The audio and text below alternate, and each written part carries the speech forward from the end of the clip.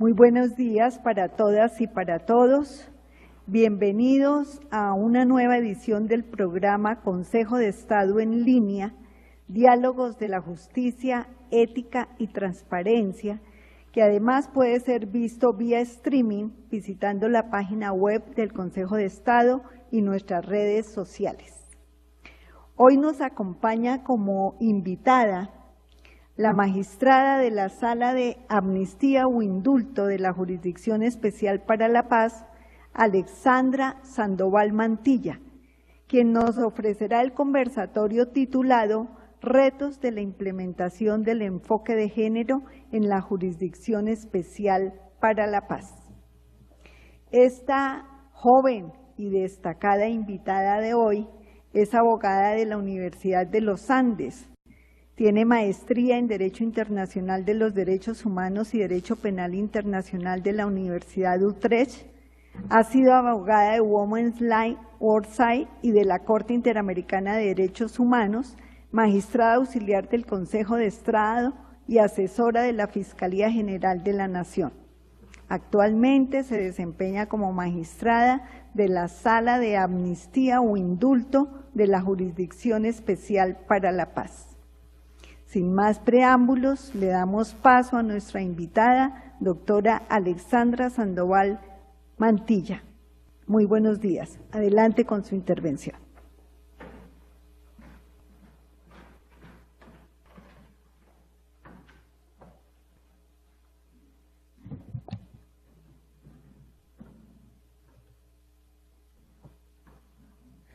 Bueno, muy buenos días. Primero que todo, quiero agradecer la invitación a la doctora Carvajal y al Consejo de Estado, especialmente a la Comisión de Género del Consejo de Estado, que nos dé la oportunidad a la Jurisdicción Especial para la Paz y especialmente a la Comisión de Género de la Jurisdicción Especial para la Paz que se creó y se instaló recientemente, para contarles primero ¿qué es lo que hemos ido avanzando en este poco tiempo de trabajo? Como ustedes saben, los magistrados y magistradas de la JEP nos posicionamos el 15 de enero de este año, pero en ya casi 2 meses hemos logrado ir avanzando en muchos temas y en particular en el tema de género. Entonces, la ponencia que hoy les voy a presentar tiene la idea de darles un parte de lo que hemos ido avanzando, pero también presentarles cuáles son los posibles retos que se va a enfrentar esta jurisdicción en materia de género. Antes de darles el parte de qué hemos ido avanzando, quisiera hacer una introducción un poquito general sobre qué implica el enfoque de género y cómo quedó el enfoque de género en el acuerdo de paz. ¿Por qué? Porque y ustedes lo vieron durante toda la campaña del plebiscito, este ha sido uno de los temas que más se ha tergiversado y se ha malentendido respecto a cómo quedó en el acuerdo y qué implica que haya quedado en el acuerdo. Entonces, para empezar, una definición general. ¿Qué es enfoque de género? El enfoque de género es una forma de analizar y entender las diversas identidades y roles y relaciones entre hombres y mujeres y cómo se han ido construidos socialmente. Aquí quiero hacer una aclaración, y es que cuando hablamos entre hombres y mujeres no estamos excluyendo a lo que se denomina la comunidad LGTBI, porque por lo menos la Comisión de Género de la JEP entiende que no existe solamente la construcción hombre o mujer, sino que dentro de la mitad o en donde lo quieran ver hay una cantidad de creaciones de identidad de género que están protegidas y garantizadas tanto por el Derecho Internacional de los Derechos Humanos como por la Constitución. Entonces, generalmente cuando uno habla de enfoque de género, la gente piensa solo en mujeres. Eso es la Comisión de las Mujeres. Pero cuando uno habla de género, está hablando de un término mucho más amplio que solamente las mujeres. Si bien, digamos, el fin último es promover la igualdad de derechos entre hombres y mujeres y todas las otras personas que tengan identidades de género diversas, y por eso muchas veces las medidas que se toman van más orientadas a proteger a las mujeres. Cuando uno habla de género está hablando de algo mucho más amplio. Entonces, esa primera aclaración la quería hacer para que tengan en cuenta cuando hablo de enfoque de género a qué nos estamos refiriendo. Entonces, el acuerdo de paz que se firmó en Colombia es el primer acuerdo de paz en el mundo que que incluye un enfoque de género. También es el primer acuerdo de paz en el mundo que tiene un enfoque étnico y tiene un enfoque territorial. Esos son los 3 enfoques primordiales que quedaron dentro del acuerdo. ¿Y por qué era importante que quedara el enfoque de género? Solo con cifras. La unidad de víctimas de este país, y recientemente me fijé en la cifra esta mañana, ya tiene registradas 8.6 millones de víctimas. Esos son 8.6 personas que ya fueron reconocidas por el Estado como víctimas. El número va a ir ascendiendo. De ese 8.6, el 53% son mujeres. Pero cuando uno oye la historia del conflicto o la narrativa del conflicto, normalmente uno se da cuenta que las historias de las mujeres y de las niñas son invisibilizadas. Eso es muy diciente porque el número es muy grande, pero en la narrativa no queda. Y por eso era tan importante que el enfoque de género quedara dentro del acuerdo, porque lo que busca es que se visibilice lo que les pasó a las mujeres, pero también que muestre que los hechos victimizantes que las mujeres sufrieron durante el conflicto tienen un impacto diferenciado y desproporcionado en ellas. Y eso lo ve uno claramente, por ejemplo, en las situaciones de no solamente las mujeres que fueron víctimas directamente del conflicto, sino lo que uno llama daños colaterales, que es el imaginario que todo el mundo tiene, la madre, la hija, la hermana de una persona que fue asesinada o desaparecida. El hecho de que sean mujeres muchas veces implica que tienen que asumir cargas que normalmente no habían asumido. Entonces, asumen no solamente la búsqueda de su ser desaparecido, por ejemplo, sino asumen también el rol, un nuevo rol que no tenían dentro de la familia, y es ser la cabeza de la familia, y económicamente eso además, ¿qué les implica? Y esos son impactos diferenciados, que son distintos a cuando eres mujer, a cuando eres hombre o cuando perteneces a una comunidad LGTBI. Entonces, eso era muy importante que quedara en el acuerdo. Entonces, el acuerdo decidió que el enfoque se garantizaba de 2 vías. Una era estableciéndolo como un principio transversal a todo el acuerdo. ¿Qué quiere decir? Que es un mandato que todos los puntos del acuerdo, el agrario, participación política, el sistema integral de justicia, verdad, reparación y no repetición, todos ellos y cada una de las personas que los integramos tenemos que cumplir con un enfoque de género. Pero es conocido, y quienes practicamos o ejercemos el derecho en materia de género sabemos que generalmente estos principios hechos de manera abierta son muy difíciles de implementar. Quedan casi muchas veces como un saludo a la bandera, porque ahí dicen, ahí quedaron las mujeres, ahí dice enfoque de género, o ahí dice mujeres. Pero si uno no logra que se concreticen medidas específicas que de verdad hagan la diferencia, pues hacer realidad ese enfoque suele ser muy difícil. Y las personas que negociaron y que acordaron el acuerdo lo tenían claro. Entonces, no solamente quedó un principio transversal, sino que ustedes a lo largo del acuerdo van a encontrarse con 121 medidas concretas para materializar el enfoque en cada uno de los temas. Entonces, por ejemplo, en el tema agrario se decidió darle una prelación a las mujeres cabeza de familia a la hora de restitución de tierras. Ese, por ejemplo, es una medida particular que se concretiza. En el Sistema Integral de Verdad, Justicia y Reparación se garantizaron 15 medidas que incorporan el enfoque de género. Como yo estoy actualmente en el componente de justicia del sistema, quiero hablarles de algunas que se hicieron particulares específicas para la JEP. Uno que es muy importante y que la gente a veces olvida es que el acuerdo estableció que la violencia sexual no es amnistiable, es de aquellos delitos que no son amnistiables. Y eso era muy importante. Si bien la violencia sexual puede ser considerada o crimen de guerra o crimen de lesa humanidad, y uno diría, pues por tanto no es amnistiable, el hecho de que se pusiera expresamente en el acuerdo hace que uno no tenga que hacer toda la argumentación jurídica de por qué es un crimen de guerra o por qué es un delito de lesa humanidad para poder llegar a la conclusión de que no son amnistiables. Y esta protección especial es uno de los grandes avances que se logró. Otro de los temas para lograr la igualdad entre hombres y mujeres que se logró en el tema de justicia fueron los criterios de participación equitativa para nombrar tanto a los magistrados de salas como tribunales de la JEP. Y ustedes eso ya lo vieron materializado. El comité de escogencia logró una composición que es única en Colombia y yo me atrevería a decir que incluso única en el mundo, y es que en la JEP el 53% de los magistrados son mujeres, son magistradas. Y eso es muy importante en un país como Colombia, donde cuando vemos la composición de las altas cortes, la participación de las mujeres es muy baja. Ustedes ven la rama judicial y si ven la base de la rama judicial, lo que son los jueces y los tribunales de distrito, ahí ven una participación amplia de mujeres. Pero una vez se pasa a las altas cortes, se da lo que uno denomina un techo de cristal y la participación se disminuye sustancialmente. Y eso no es concordante, por ejemplo, con el número de estudiantes de Derecho. Ustedes que algunos son estudiantes de Derecho ven que la gran mayoría son mujeres.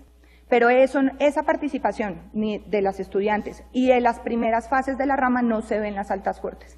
Y por eso es tan importante lo que se logró en la Jurisdicción Especial para la Paz, y si ustedes se dieron cuenta fue uno de los temas que más resaltaron, además de la inclusión de personas indígenas y pertenecientes a los grupos afrodescendientes, que también fue un gran logro del Comité de Escogencia en la JEP, es que en este momento este tribunal tiene una mayoría de composición de mujeres. Y hay otros temas ya más específicos, por ejemplo, el acuerdo tiene mandatos de conformaciones de grupos especializados en género en varias, por ejemplo, en la Comisión de la Verdad tiene que haber un grupo especializado en género que muestre los impactos diferenciados en el conflicto. Y en la JEP en particular se ordenó que la unidad de investigación y acusación tiene que tener un grupo y un equipo de investigación especial para casos de violencia sexual. Y vamos a ver ahora que hablemos de los 3 retos principales que a mi parecer va a enfrentar la JEP, cómo este es uno de los temas que más recurrentemente aparece. De manera entonces que la aplicación del enfoque o de la perspectiva de género es un mandato del acuerdo.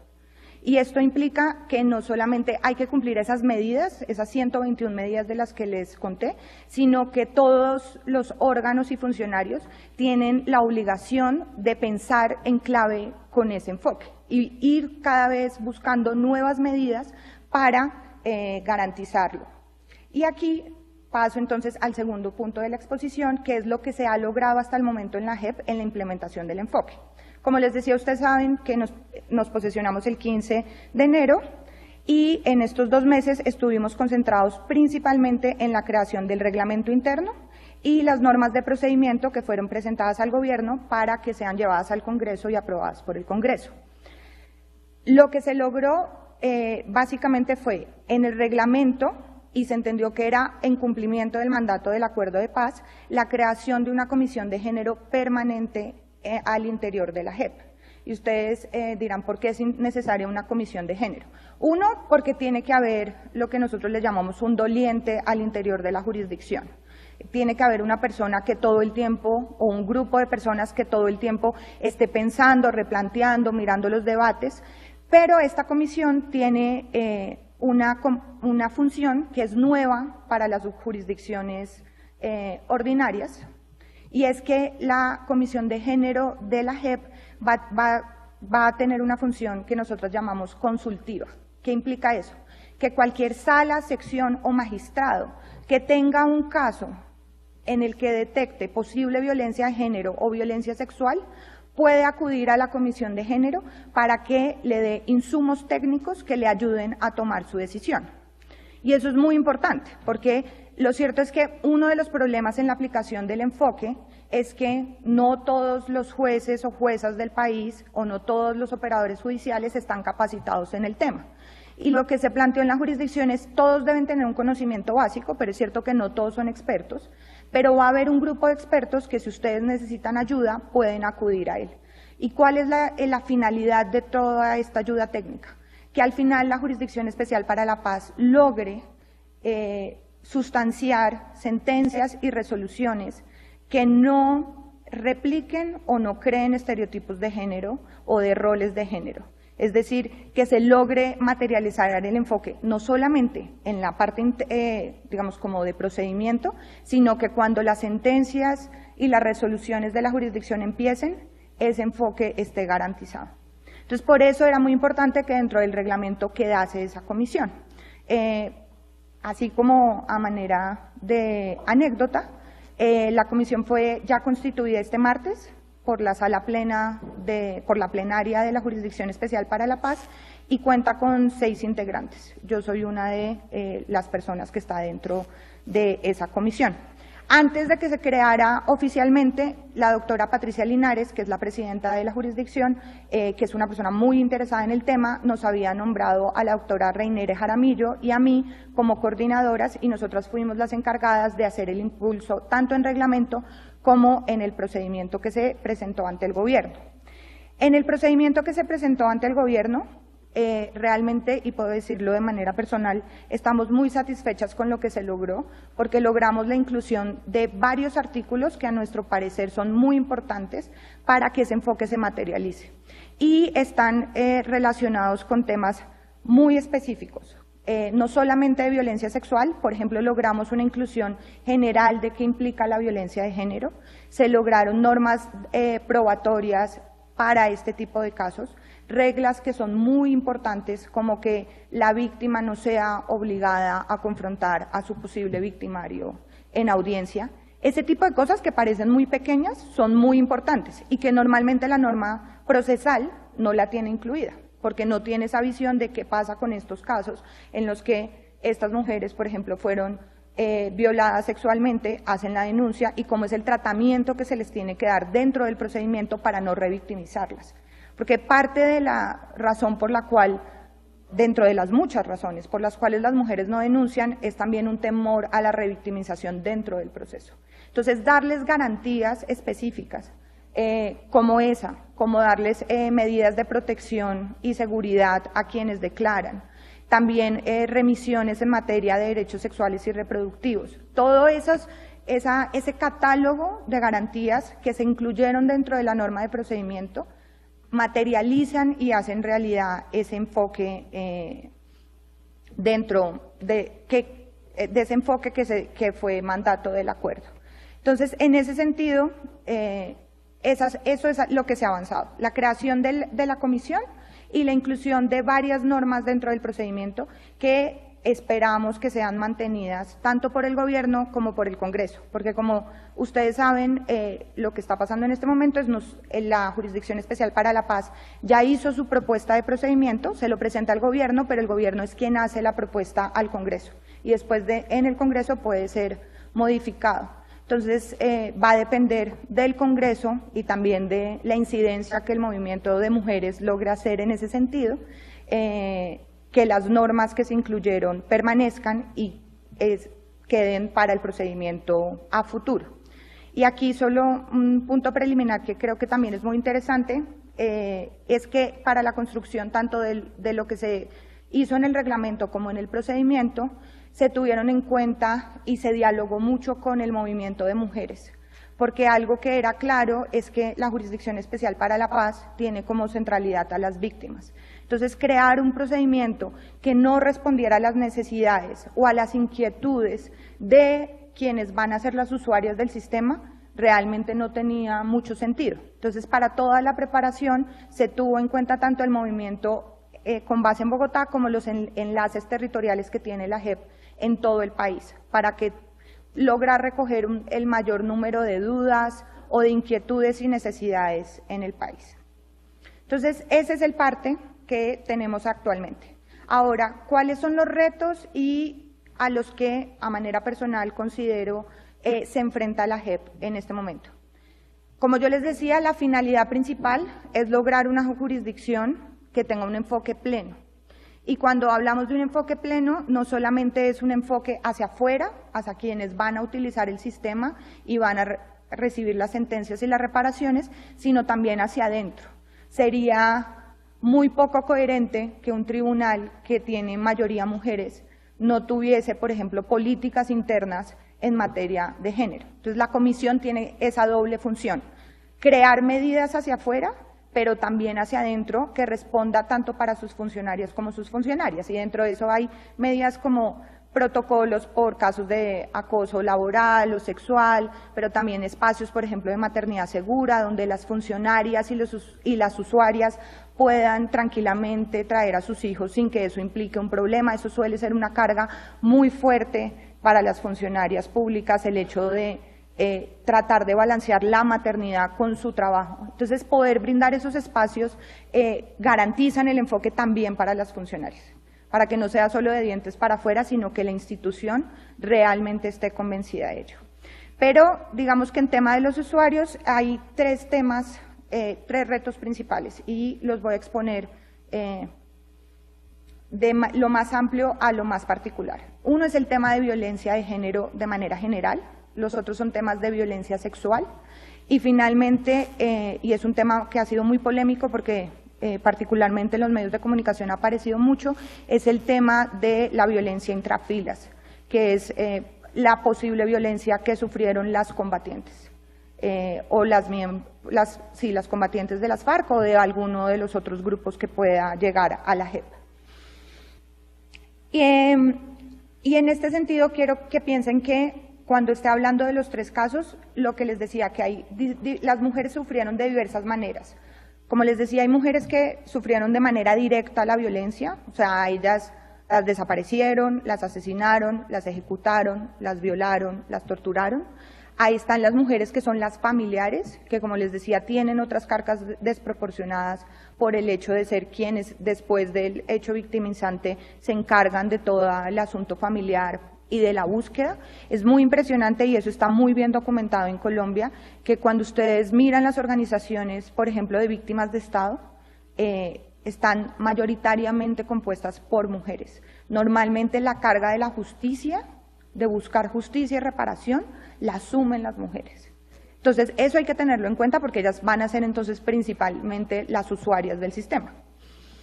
Y después está el tema de las combatientes, que como les voy a mostrar, hay un debate sobre si por el hecho de ser combatientes pueden ser consideradas víctimas o no.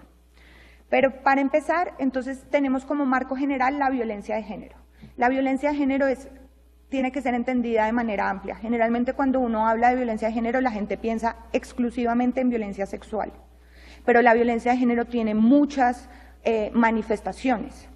Y a mí personalmente me gusta cómo quedó definido en la propuesta que se hizo y que se presentó en el Congreso, y por eso me voy a atrever a leérselos, y es que como violencia de género se entiende como cualquier acción u omisión basada en género que causare muerte, daño o sufrimiento físico, sexual, psicológico, económico o patrimonial, así como las amenazas de tales actos, la coacción física o psicológica, la intimidación o la privación arbitraria de la libertad que se presente en el ámbito público o en el privado, y claramente pues esto dentro de la JEP es en relación con el conflicto. O sea, aquí no llega toda la violencia de género. Por ejemplo, la violencia intrafamiliar puede ser un tipo de violencia de género, pero si eso no tiene conexión con el conflicto, a la JEP no llega. Pero la definición que les acabo de leer es una definición amplia de lo que se entiende.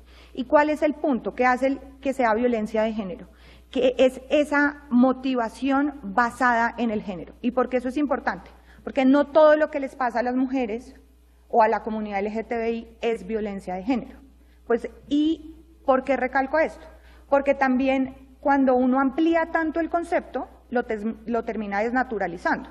Entonces, cualquier asesinato contra una mujer, uno dice, feminicidio. Pero el feminicidio es un tipo muy particular y uno tiene que probar esa motivación. Entonces, insisto, por ejemplo, para darles un ejemplo, si hay una masacre, llega un actor a un pueblo y mata a 20 hombres y a una mujer, ¿lo de la mujer es feminicidio? En principio no se ve la motivación. Pero si en este mismo caso, cuando entra el actor armado, mata a los 20 hombres, viola a la mujer y después la asesina, ahí hubo una motivación. Entonces ahí uno sí puede hablar de violencia de género. O sea, ahí ella no es uno más dentro del montón. A ella se le cometió un acto que no se le cometió a los otros por el hecho de ser mujer. Entonces ahí sí uno puede hablar de violencia de género. Y eso es muy importante, insisto, porque también cuando uno trabaja este tema, volver todo violencia de género hace que al final las personas no entiendan o no crean en el concepto, porque lo que sienten es que todo lo que le pasa a las mujeres es violencia de género, y no. ¿Y por qué para nosotras en la comisión el concepto de violencia de género es un reto? Porque como les decía, cuando uno habla de violencia de género, la gente piensa en violencia sexual.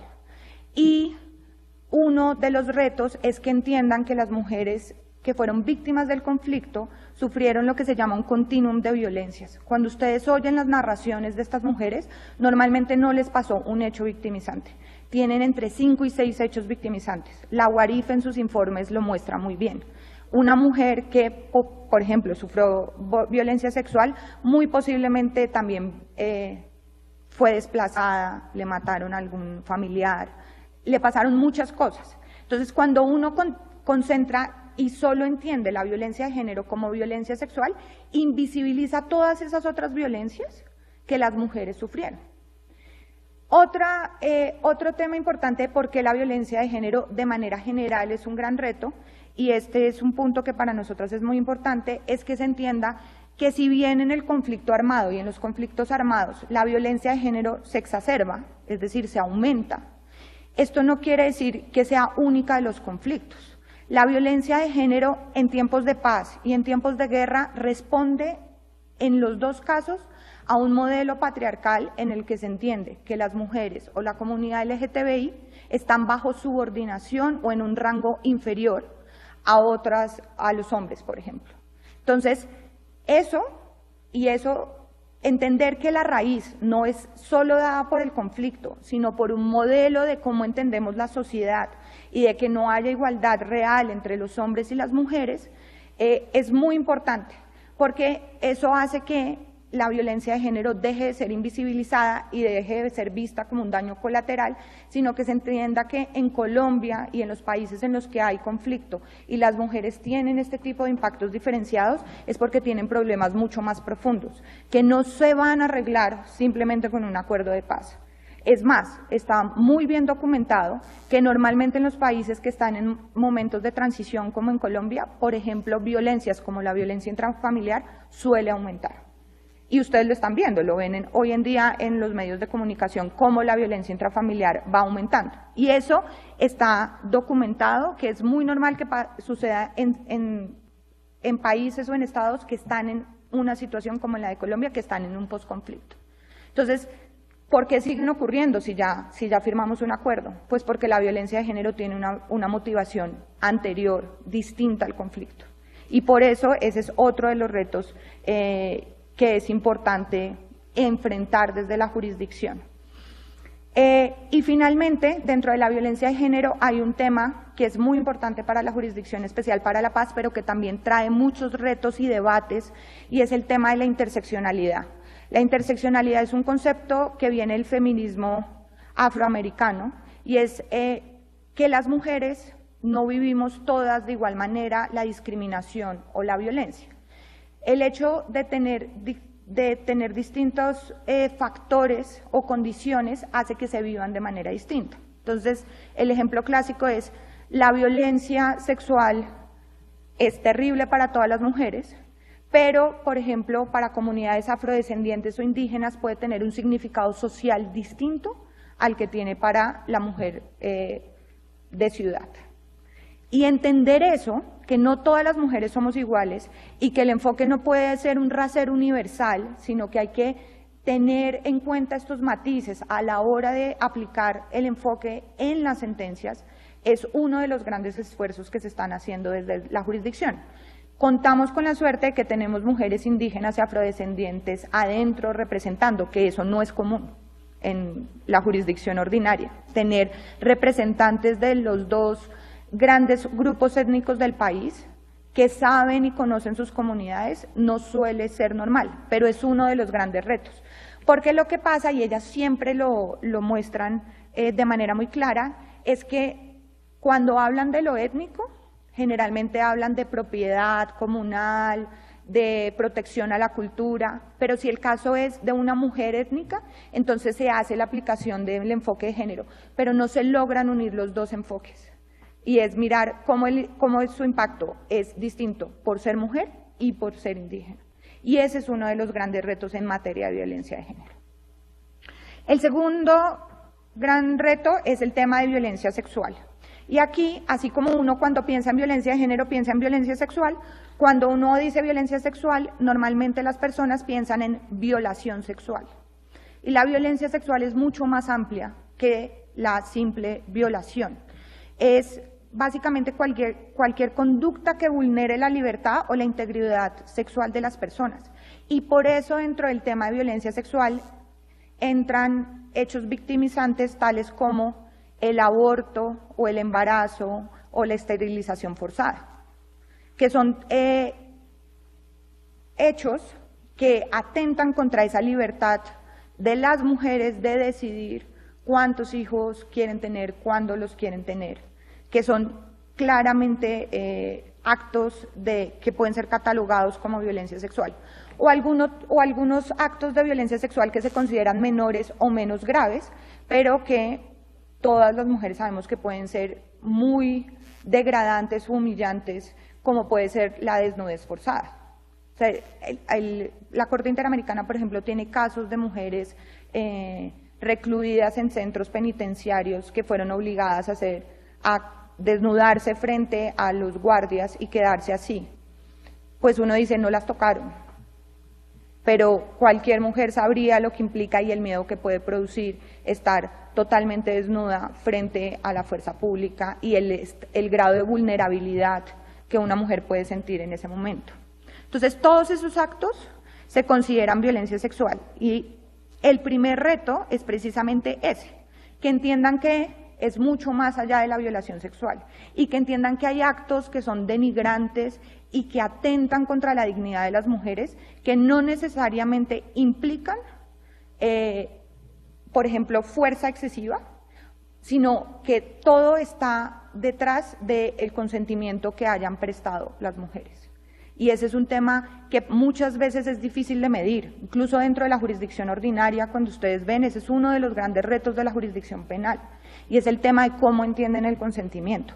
Y además el consentimiento muchas veces se entiende a partir de ideas, de estereotipos y de roles que tenemos interiorizados dentro de nosotros. Por eso ustedes ven que pasan cosas como que una mujer la violan y la matan, y la investigación está orientada en descubrir cuántos novios tenía, o si la faldita era muy cortica, o si le gustaba mucho salir de fiesta.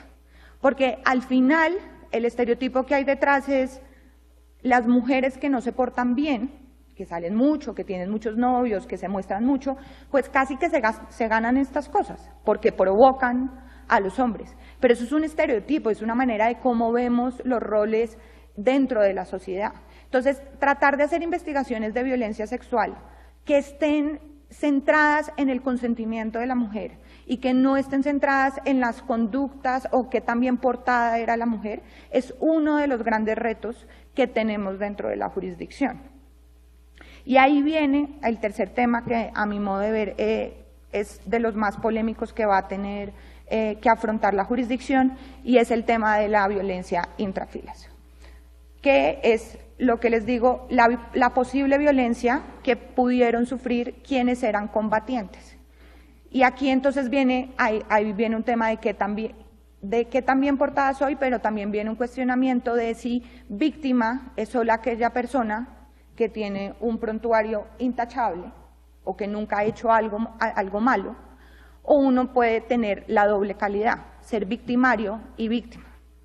¿En qué sentido? En que muchas de estas combatientes muy posiblemente cometieron hechos atroces y hechos que tienen que ser conocidos y juzgados y sancionados por la jurisdicción especial. Pero cuando ellas empiezan a contar sus relatos y su narrativa de sus historias, uno puede encontrar hechos como los siguientes, que fueron reclutadas siendo menores de edad. Y eso es un delito y es un crimen de guerra. Y que implica que hayan sido reclutadas siendo niñas en zonas rurales. Eso es una opción. O pudieron ser víctimas de violencia sexual o incluso de abortos forzados, de esterilización. Entonces la pregunta es, ¿estas mujeres merecen protección? ¿Sí o no? La respuesta que ha dado generalmente el derecho internacional humanitario es que no, ¿Por qué? Porque se protegen a los civiles y a los particulares. Y si uno es combatiente, es decir, que participa activamente en las hostilidades, pues uno pierde esa garantía, porque uno, digamos, uno aceptó entrar a la guerra. Entonces, por ejemplo, puede ser una persona, ser un objetivo militar válido, es decir, en un enfrentamiento me pueden asesinar y es un asesinato permitido dentro del DIH. Digamos que lo que haría es que no habría responsabilidad penal. Pues la pregunta es, cuando se decide ser combatiente, se acepta entrar a la guerra, pero la violencia sexual y la violencia de género ¿es parte de la guerra? ¿Eso no tendría que ser una categoría distinta? Yo no les voy a dar la respuesta, porque también tendría después problemas por recusaciones respecto a mi posición, pero quiero mostrarles que han habido avances distintos a la posición clásica que existe desde el DIH. Y es que recientemente la Corte Penal Internacional, en el caso Taganda, declaró que nunca es justificable incurrir en violencia sexual, sin importar que la víctima sea combatiente o no. Y que lo que busca el DIH es mermar o minimizar las consecuencias de la guerra. El DIH no prohíbe la guerra, pero intenta minimizar sus consecuencias, que dentro de esas consecuencias no está incluida la violencia sexual. Y en este caso en particular, a este comandante que está acusado de dos cosas, de reclutamiento. Taganda es un comandante de una de las guerrillas del Congo y está acusado y está en este momento en juicio ante la Corte Penal Internacional por reclutamiento de menores de edad, y durante el proceso salió que muchas de las niñas que habían sido reclutadas habían sido violadas sexualmente por sus propios compañeros. Entonces, en esta decisión preliminar, la CPI dice que el DIH per se no excluye a estas mujeres como posibles garantes, como posibles víctimas y como posibles objetos de reparación. Y eso es muy importante, porque es de las primeras decisiones que tiene en cuenta que es posible que hayan personas, y sobre todo piénsenlo en un conflicto tan largo como el conflicto colombiano, durante 50 años, que hayan personas que tengan esta doble condición, victimario y víctima. Y aquí el reto que yo considero que es relevante es, uno, que la JEP va a tener que determinar cuál es la posición jurídica que va a tomar frente a las combatientes que declaren hechos victimizantes cometidos en su contra intrafilas. Distinto sería, y eso ya sería otro tema, que por ejemplo hayan sido violadas sexualmente por Fuerzas Armadas. Eso es distinto. Pero el tema es el tema de las intrafilas, y si se toma una decisión de que pueden tener la doble condición, el reto está en cómo pensarse las reparaciones y las acciones para ellas. Porque, como les digo, tienen la doble condición. Muy seguramente van a estar ahí dando versiones voluntarias y responsabilizándose por hechos que ellas cometieron. Y van a tener que reparar a sus víctimas. Pero a su vez habría que pensarse, frente a lo que a ellas les pasó, qué tipo de reparaciones o qué tipo de acciones podría tomar la Jurisdicción Especial para la Paz para repararlas a ellas. Y ese es otro reto que me parece que es muy grande. Esos son, a manera rápida, en los retos que en este momento se está enfrentando la jurisdicción, y no quiero concluir antes de decirles que, aparte de estos tres retos, realmente el reto principal que tiene la jurisdicción en este momento es lograr que las mujeres que fueron víctimas del conflicto confíen, crean y participen dentro de la Jurisdicción Especial para la Paz. Muchas de estas mujeres tienen mucha desconfianza de la solución estatal, y uno no puede culparlas por eso, porque llevan años intentando lograr que alguien las escuche, que alguien lleve sus procesos, que alguien las repare, y no lo han logrado. Entonces, lograr que estas mujeres confíen en el sistema es uno de los retos principales, pero sobre todo es no solo que confíen, sino realmente que la Jurisdicción Especial, cuando termine en 15 años, le pueda decir a estas mujeres: yo hice lo correcto, tuve una buena aplicación del enfoque de género, pero sobre todo logré que reconocieran los delitos que cometieron en contra de ustedes, logré sancionarlos y especialmente logré repararlos. Muchas gracias.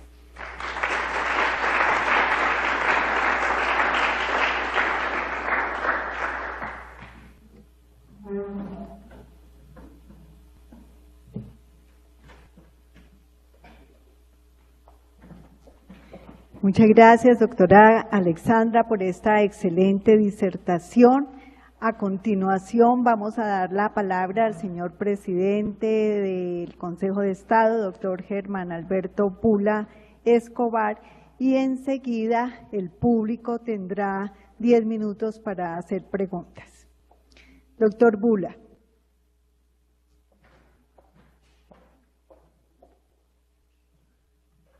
Muchas gracias, doctora Estela Llanet. A nuestra conferenciante, a la doctora Alexandra, muchas gracias. Y a quienes asistieron hoy a esta magnífica charla. Le pedí a la magistrada su anuencia para desgravar esta conferencia y publicarla escrita. Su respuesta es muy halagüeña porque me dice que esa conferencia está básicamente escrita, de manera que tendremos la oportunidad de difundirla asincrónicamente, no solo mediante el acceso a la página web del Consejo de Estado donde quedará colgada, sino de manera escrita. Hacía rato no escuchaba en materia de género una conferencia tan equilibrada, tan bien informada y que además tiene la característica de no ser meramente teórica. Sencillamente son instrumentos que están aquí y ahora, digamos, aquí al lado y ahora en la Jurisdicción Especial para la Paz, conversándose, discutiéndose, poniéndose en operación. Creo que es un momento muy feliz y felicito también a la doctora Estela Llanet por esta iniciativa del conversatorio. Es todo. Muchas gracias.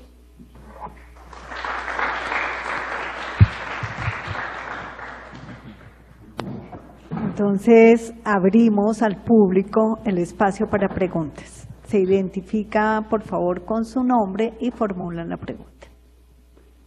Doctora Alexandra, gracias por su participación. Quisiera hacer la primera pregunta. Pero para esto tengo que contextualizar un poco. Yo tuve la fortuna de trabajar en la Unidad para la Atención y Reparación Integral a las Víctimas durante un poco de más de 3 años. En alguna ocasión recibimos la declaración de una mujer que declaraba el homicidio en persona protegida de su hijo. Cuando leímos la declaración, nos dimos cuenta que la mujer estaba en embarazo, estaba a unos pocos días de que naciera su hijo, ¿sí? Ella estaba declarando por homicidio. Claramente era casi imposible reconocer el homicidio de una persona que no había nacido, un naciturus. El sistema en la unidad de víctimas no permitía reconocer el aborto en esos casos, sino lesiones personales. Entonces nos debatíamos entre o una lesión personal o un homicidio en persona protegida, ¿sí? El sistema era un sistema que no tenía un enfoque adecuado de género, porque el aborto, como usted sabe, es un delito que se genera exclusivamente en las mujeres. El sistema no estaba preparado para eso. Yo no sé si ahora ha avanzado. El sistema en aquel momento tampoco podía permitir que una mujer ostentara la doble calidad, víctima, victimario. O usted escogía uno o lo otro. Entonces la pregunta es la siguiente. Con ese escenario, ¿no considera usted un nuevo reto para la Jurisdicción Especial para la Paz crear un sistema, un software que materialice lo que está en el reglamento, lo que está en la ley, en la Constitución? Porque muchas veces el sistema es el impedimento, ¿sí?, para lograr. Gracias.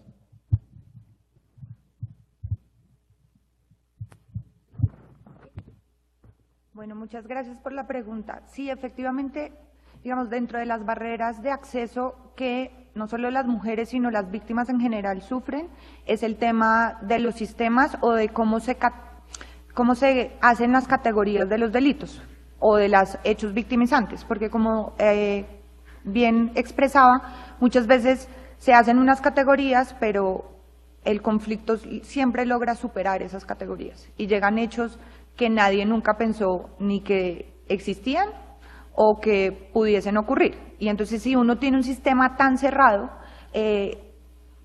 claramente empieza a tener problemas en cómo los cataloga.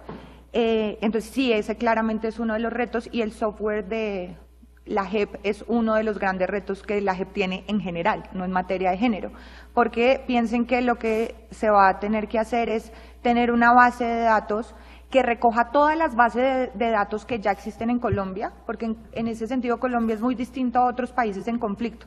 La mayoría de los otros países, cuando se acaba el conflicto, no hay información y toca empezar de ceros.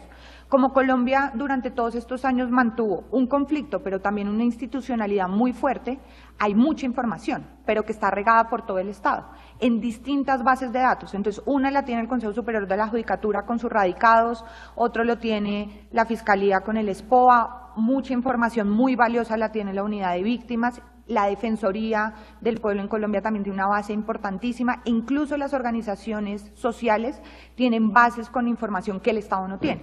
Entonces, parte de lo que tiene que hacer la Jurisdicción Especial para la Paz es coger todas esas bases, lograr limpiarlas y poder tener una información uniforme. Y claramente en el diseño de esa base de datos tiene que tener distintos enfoques, porque además hay un tema con la aplicación del enfoque de género y el étnico, especialmente en bases, y ustedes lo van a ver, y es que en Colombia y en el mundo creen que el enfoque de género es poner una casilla que diga mujeres, o que diga indígena o afrodescendiente, o comunidad LGTBI, y le dicen, no, uno ve, ya tiene enfoque diferencial, pero eso no es. Claro, eso lo único que hace es un autorreconocimiento de si pertenezco a una categoría, pero el enfoque va mucho más allá, como les decía, implica tener medidas concretas y entender.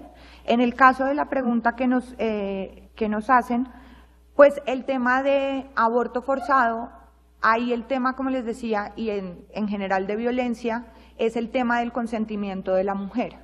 El problema de aborto forzado es que normalmente la discusión, como se da en aborto en general en este país, se va al tema de cuándo comienza la vida y si el nasciturus es persona o no, pero no se lleva al tema de la mujer consintió o no.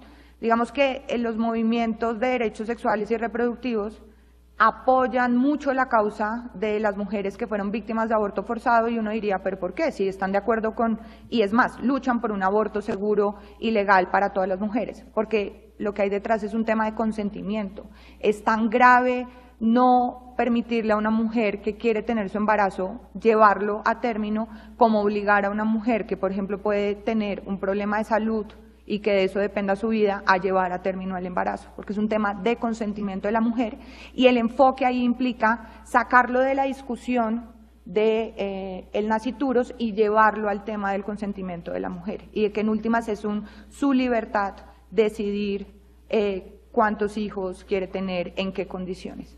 Y en el tema de las combatientes, toda la discusión de si ellas habían dado o no habían dado ese consentimiento, porque en varios grupos armados, no solamente en las FARC, sino en distintos grupos armados, hay una, yo no le quiero llamar ley, porque sería darle legitimidad y validez a una regla del grupo, pero sí existe un lineamiento y es que las mujeres no deben quedar embarazadas si son combatientes. ¿Por qué? Porque tener niños en la guerra es muy difícil. O sea, piensen incluso para temas estratégicos. Viene un bombardeo, pues una mujer embarazada no corre tan rápido como una que no lo está. O el tema de que los niños lloran, los pueden oír. Entonces, por eso viene ese lineamiento, pero ahí el punto es, ellas lo sabían de entrada, sí, cuando entran les dicen, aquí no se pueden tener niños. El punto es, una vez están embarazadas, ellas pueden tomar la decisión de tenerlo o no tenerlo. Y es su decisión. Entonces, sí, claramente ese es uno de los retos grandes que hay que afrontar. ¿Alguien más?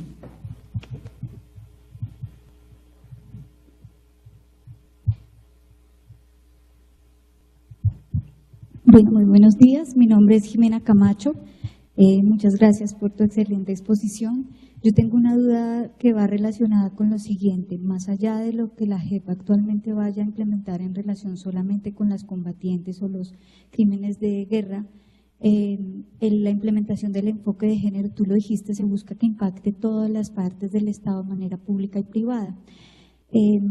Yo quiero abogar de pronto por un caso puntual que sucedió en Tunja sobre un consejo consultivo de mujeres. Quisiera hacerte la pregunta, ¿cómo va a ser la jurisdicción para no generar las orillas que se han presentado entre ideología de género y creyentes cristianos o diversas religiones? Lo expongo porque, por ejemplo, en Tunja se generó un caso de consejo consultivo de mujeres donde el proyecto inicial iba como más o menos 15 o 16, no recuerdo con exactitud, mujeres que representaban distintos movimientos, géneros, inclusive había una mujer transgénero, la representante de la Casa de la Mujer, y en el debate ante el Consejo se presentó una lucha para que sacaran a las mujeres creyentes. Entonces las mujeres creyentes se pronunciaron y finalmente el tribunal dijo, en obediencia a lo que ha establecido la Corte Constitucional en su jurisprudencia, que el Estado era un Estado laico, y entonces permitió pues que se sacaran a las mujeres creyentes.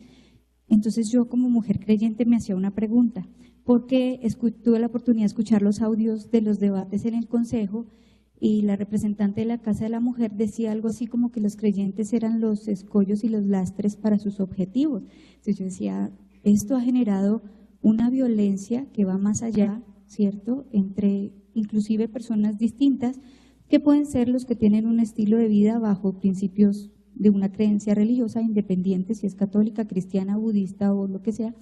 Entonces, me parece que hay un reto muy grande también y quería preguntarte eso, si han pensado cómo, si se han incluido, es que es como la atomización de los grupos, cómo amparar los derechos de los creyentes, los de los LGTBI, los de los hombres, los de las mujeres y los afrodescendientes y las etnias o indígenas. Gracias. Muchas gracias por la pregunta porque me permite hablar de algo que fue como, ¿se acuerdan que yo al principio les decía que el hecho de que el acuerdo tuviese un enfoque de género había causado mucho revuelo y era bajo esta idea de la ideología de género, que personalmente considero que no sé qué es la ideología de género y no la entiendo muy bien. Lo que entiendo es que es entender el enfoque de género como algo que no es. ¿Se acuerdan que yo al principio les decía lo que se busca es promover la igualdad entre hombres y mujeres, incluyendo a la comunidad LGTBI? ¿Eso qué no implica? No implica querer atacar a otros grupos. O sea, esto no es una lucha de las mujeres contra los hombres, ni de la comunidad LGTBI contra las personas creyentes o que pertenezcan a una religión en particular. Y ahí creo que le ha hecho mucho daño al movimiento, pero también al concepto, las radicalizaciones de los dos lados. Tanto de quienes consideran que hablar de enfoque de género implica que vamos a permitir, no sé, un montón de cosas que la Constitución hasta ahora no ha permitido, como aquellos que consideran que, por ejemplo, hacer reivindicaciones por la libertad religiosa implica ir en contravía de los derechos de las mujeres. No necesariamente eso es así. Cuando uno piensa en la igualdad, no solo formal, sino material de los hombres y de las mujeres, y yo les hablo de estos estereotipos y estos roles, es básicamente hacer un trabajo de cuestionarse de muchas cosas que aprendimos desde pequeños. Los hombres no lloran. O sea, los estereotipos de género y los roles de género no solo nos afectan a las mujeres. Piensen que a los hombres les han impuesto un montón de cargas que ustedes han asumido y que consideran normalizados, pero que son construcciones sociales, como los hombres no lloran. O los hombres son los encargados de proveer en la familia. Ustedes son los que tienen la obligación de que su familia tenga un sustento digno. Esas son cargas muy fuertes y que implican un montón de cosas. Lo mismo nos pasa a las mujeres. Las mujeres somos las encargadas de los niños, de la maternidad, del cuidado en general. Si hay alguien enfermo en la casa, sea un niño, sea un adulto mayor, la llamada a cuidarlo y a estar pendiente es la mujer. Esos son esos estereotipos y esos roles, y eso va independientemente de las creencias religiosas que uno pueda tener, o va independiente también de las identidad o de la orientación sexual que uno pueda tener, porque lo que se está buscando es una lucha que, insisto, si bien muchas veces se ve como solo de las mujeres, es una lucha de la sociedad porque nos cuestionemos por construcciones sociales que hemos creado, que se nos han enseñado y que consideramos naturales y que consideramos que deben ser así. Y la invitación es a cuestionarse esas luchas, a cuestionarse esos roles y esos estereotipos y con el cuestionamiento lograr que tengamos situaciones en las que los hombres puedan llorar tranquilamente sin sentir que perdieron parte de su masculinidad al hacerlo, y que las mujeres también puedan asumir roles que se consideran poco femeninos sin temer para nada que su valoración frente a la sociedad o frente a su familia va a ser distinta.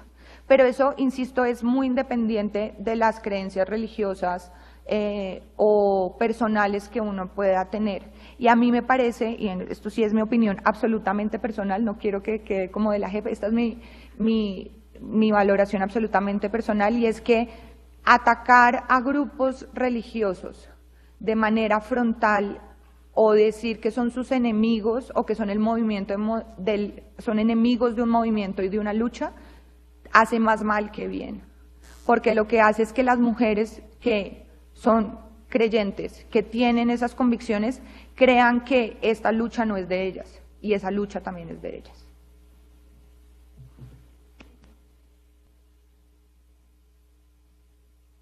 Yo quiero hacerle una pregunta, doctora Alexandra.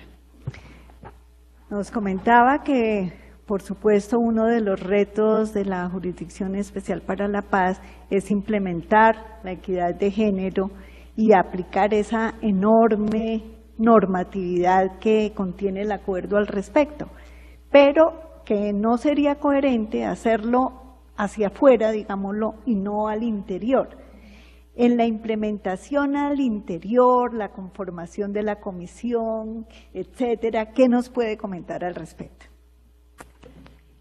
Sí, como les decía, cuando se pensó el plan de trabajo de la comisión, tiene las dos vías, hacia afuera y hacia adentro. Les comenté como dos de las medidas que se habían pensado, y era estos temas, por ejemplo, de protocolos, de maternidad segura, pero también, y eso creo que es importante mencionarlo, y es que, por ejemplo, cómo quedó la composición, y esto fue siguiendo el consejo que nos dio la Comisión de Género del Consejo de Estado y de la rama judicial, era muy claro que era importante que los hombres participaran dentro de la Comisión de Género, precisamente para que no se entienda como una lucha de las mujeres sola, sino que los hombres le apuestan también a esto y están conscientes de que es uno de los retos que tiene la jurisdicción. Entonces, por ejemplo, en la composición de los tres, el doctor Alejandro Ramelli, que es un académico muy conocido, quedó dentro de la composición.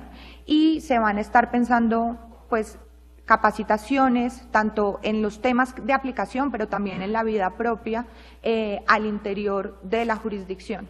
Porque además hay, digamos, dentro de la composición de las magistradas, somos varias las que hemos trabajado el tema, y la preocupación no solamente de unas cuantas, y en temas tan sencillos como los siguientes. Había una de las magistradas, Julieta Lemetre, que cuando estábamos haciendo el plan de trabajo nos dijo, miren, estadísticamente 1 de cada 10 mujeres sufre violencia intrafamiliar.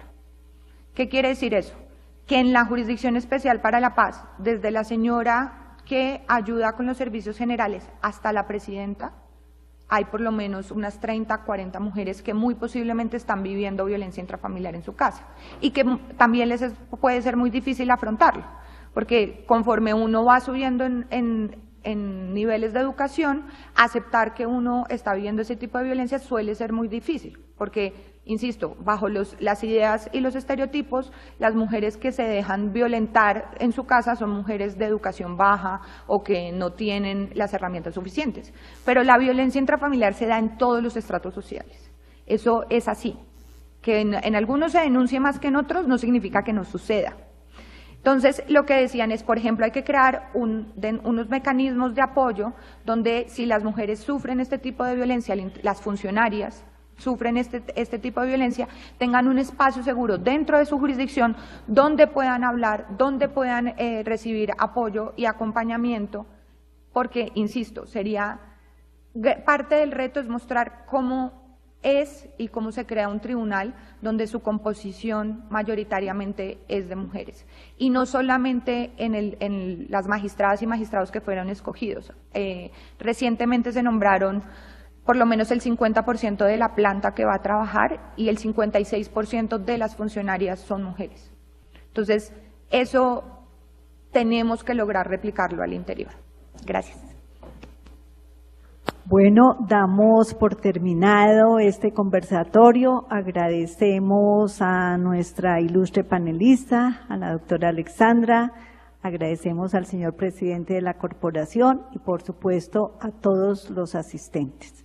Tengamos claro que este propósito de lograr la equidad de género en la sociedad colombiana es un asunto que nos debe interesar a mujeres, hombres, población LGBTI y, en fin, a todos los miembros de la sociedad. Muchas gracias.